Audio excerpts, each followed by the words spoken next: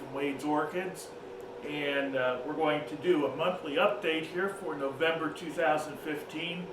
There are so many things that are happening in the greenhouse. I'm probably going to have to divide this up into two segments. So let's just get on with it, okay? Okay, the first thing that we're going to look at here are the plants that I took out of flask just recently, I'd say about 3 weeks ago. And these are the Tulumnias here. Back here a little bit further is the Oncidiums. I have them in this little mini greenhouse here to help provide a little bit additional humidity. And what I do is I generally have this pulled down a little bit more, and I'm getting close to about 80-90% humidity in here most of the time. There's a couple of the Tulumnias, if you look up here, that I put on mounts right away. They were pretty good size. And they're doing very nicely, haven't lost any roots. Matter of fact, the roots seem to still have green tips on, and the humidity is real high up in there. So they're doing real good. They're going to adapt and grab a hold and be able to move them out here with the rest of the Tulumnias pretty soon. Here's some Paphiopedilums that I'm kind of nursing along. I generally don't do real great with Paph, but we're giving it a go. This is an Oberonia, which I thought was dead, but take a quick look here, and right on the right hand side there, as you're looking at that, I don't know if I can get any closer. There you go. I have a new growth coming up. Also, just in the last few weeks, this plant has plumped up a bit. So we have some live roots in there that are going, and I've got a lot of hope that we'll be able to see some blooms out of this sometime. It's a nice little true miniature. And here's a little jewel orchid. This is a Macotes petula, and it's doing real nicely. You can't really see this too much on the video here, but the veins on that are actually very shiny, and it's a pretty little thing. It stays very small. And I've got some fails in here that, whoops, sorry about that. I've got some fails in here that are starting to spike, and things are generally doing pretty good. Here's some recent acquisitions. I've got some Aerides Lawrencii, and also I think this is one of them here, Renanthera imschutiana. Imschutiana, I believe, is the red variety of Renantheras. Both of these plants have a little ways to go before they're ready to bloom. They gotta get a bit bigger.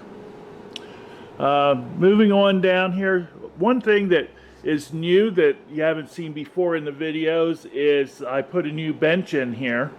This is stuff that you buy usually for in closets and that, and it does a real good job. This is a 20-inch wide shelf, and it will enable me to grow at least a couple of hundred more plants. So this is Oncidium illustri here, and that's been blooming for quite a while. I highlighted that I guess springtime of this year in its own video. It's a beautiful thing, and it's very, very fragrant. It's got its own type of fragrance. It's very sweet. Behind it here are some of the Bulbophyllums that I have mounted using a styrofoam base and then sphagnum moss. And so far, anyway, they seem to be doing really well. The mount is performing its function. It's staying moist for at least 3 days here in the greenhouse with a lot of air movement. So that's doing real well. Here's some of the other Bulbophyllums that I have gotten in that I'm repotting. Quite a job. Every one is different in the way it's growing, and it's a challenge. Down here a little bit further, these are some that I still have to work on. Some of these are even throwing flower spikes. Right here is a cross of Elizabeth Ann crossed with Frosty Eye, which is in bud. I can't wait to see that open up. I know it's going to be beautiful. Moving up a little bit, this is Sophronitis cernua. You see two spikes blooming right now, and there's a third spike coming almost straight down that's going to open up in a little while. It's a beautiful miniature plant. The leaves on this are about little less than 2 inches. The flowers are a bit less than 1 inch, and they provide a very, very nice display. Coming around here, this thing, to give you an idea how some things grow, this is Dyneema polybulbin, which was Encyclia polybulbin at one time, variety Golden Gate. Last year, let's see, I think in September, I purchased this, and it was in a 2-inch pot. So it grows pretty quickly. I think it's starting to form buds right now. If you look, you see in between the leaf junctures there's buds starting to come out. And it will put out 1 and sometimes 2 flowers on a spike. But even at this young stage, I think I'm going to have close to 24 flowers on this. It's going to be a nice show. I can see why some of these things get CCMs. This is another clone of Dyneema polybulbin. It seems to have a little bit less length between the growths, so that's a nice thing. It'll keep it a little more compact. Right here we've got my Tolumnias. They're all doing nice, very happy. The ones here on the bottom are the ones that I just recently took from a community pot, this is about a year out of flask, and some of those may be able to bloom sometime next year. Here, speaking of blooms, I'll bring this down here for you and see if I can set it someplace so it won't be wiggling around. It's a very pretty little thing, and that is from breeding from Jeannie Keating. I'm sorry. And this has got 4 spikes on it, and it is Tolumnia di Quimo Giuseppe crossed with Compressicoli. Okay, Jeannie is breeding these things for cold tolerance. The flower is a bit on the small side, but what this has going for it is the color. It's solid, true red. And if you look at the back of it, interestingly enough, it's white. So that's an interesting little Tolumnia there. And it looks like it's going to grow into a nice specimen plant in a few years. So we'll put this back up.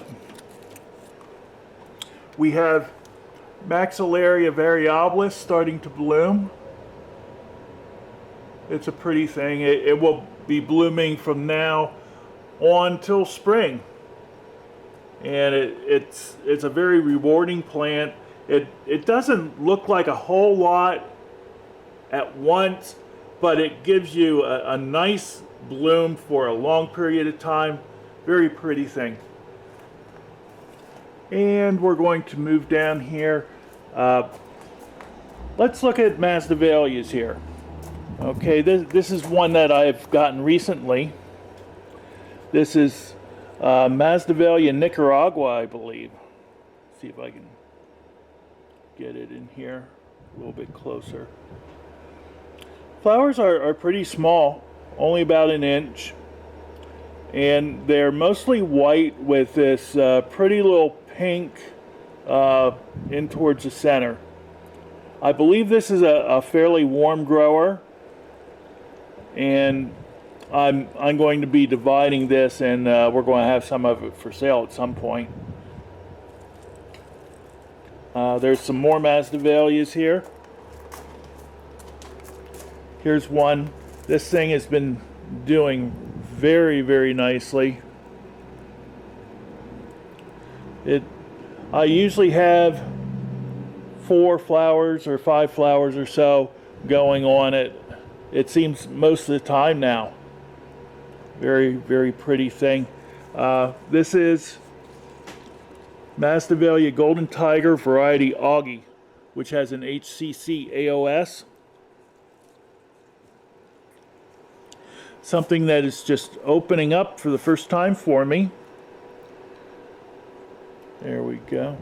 I'll turn this to get the name in a minute, but that's a very pretty little thing. It's just opening. I think it's going to open a little bit further.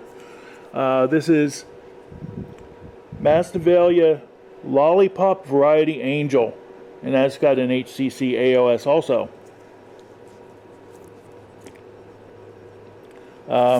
Going down here, I'm going to move over here, let you look at one more Masdevallia that I have blooming. And this is Maui Holiday, which is a very not warmth tolerant, but warm growing Masdevallia. It's cross of, here we go,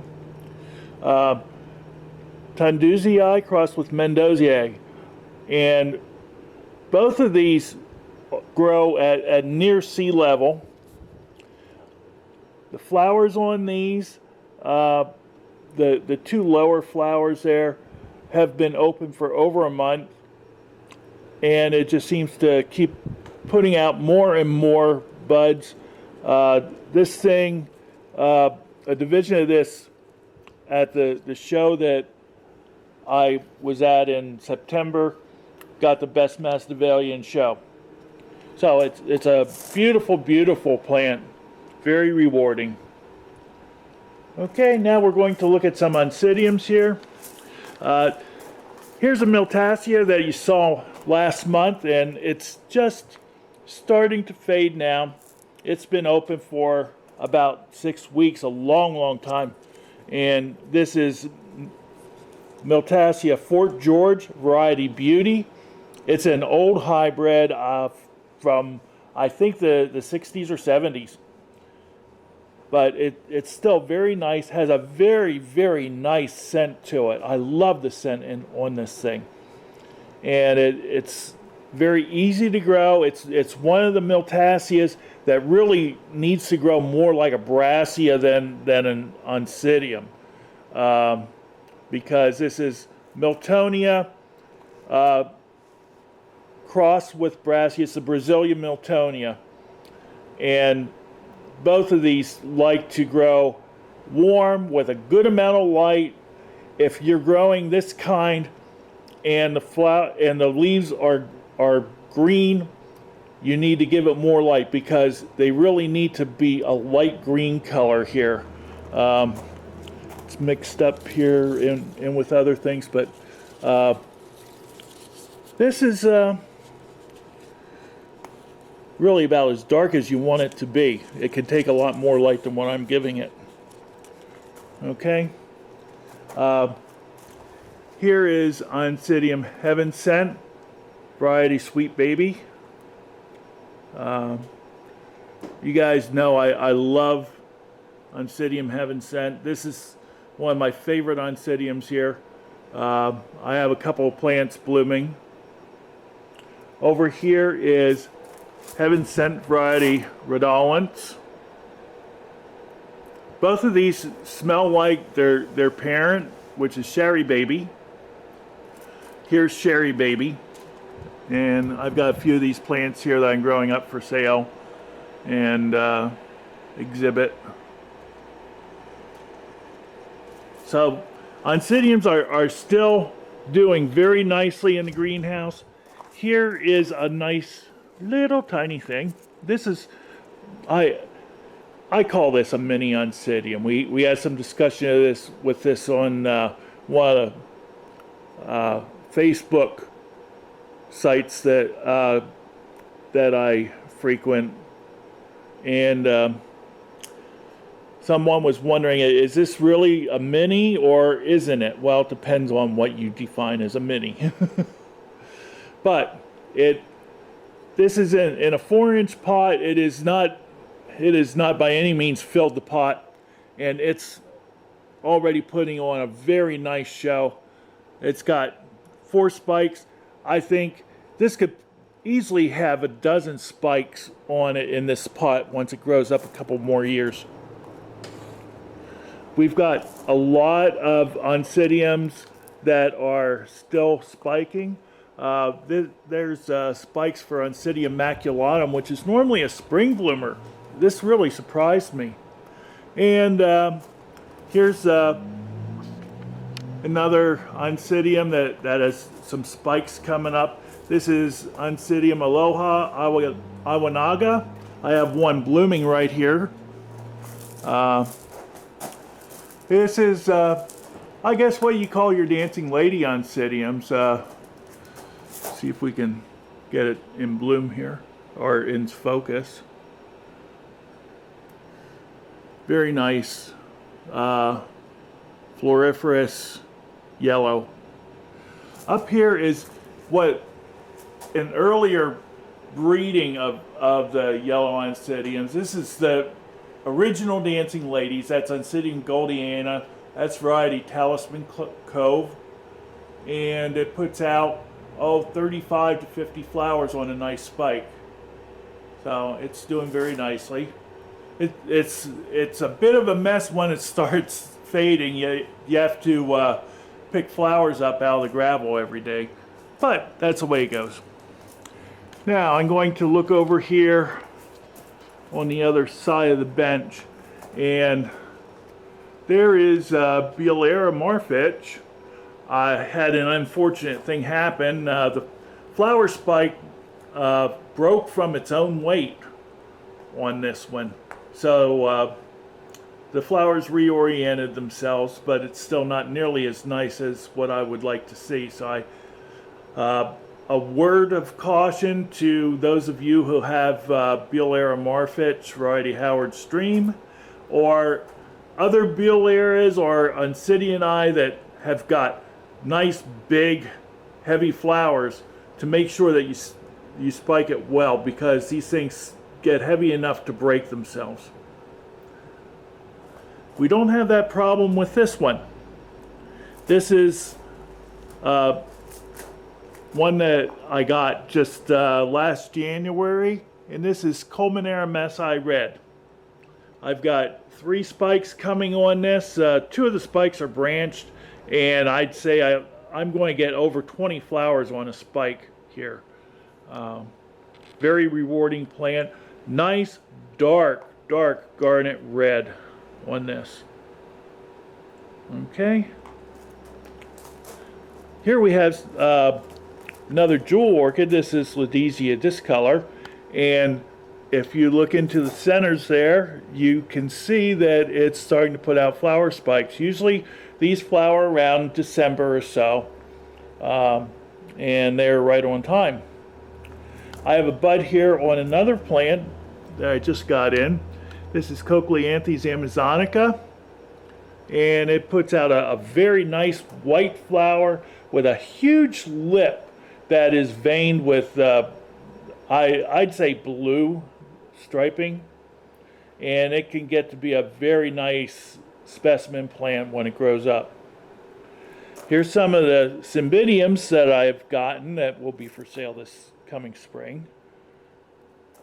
And here we have more Oncidium Alliance. There's another Heaven Sent Redolence.